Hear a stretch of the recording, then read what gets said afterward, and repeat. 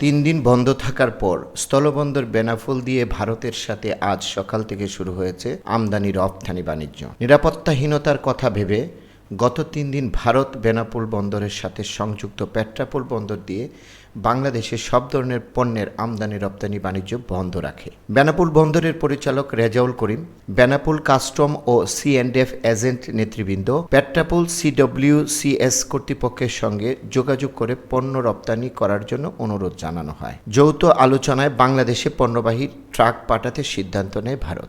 ফলে সকাল থেকে পুনরায় চালু হয় ব্যস্ততম বন্দরের কার্যক্রম। ভারত প্রতিদিন বেনাপোল বন্দর দিয়ে বাংলাদেশে রপ্তানি করে 400 থেকে 450 ট্রাক মালামাল। বাংলাদেশ থেকে ভারতে রপ্তানি হয় 200 থেকে 250 ট্রাক বিভিন্ন ধরনের পণ্য। রফিকুল ইসলাম কোচি, আজকের সংবাদ।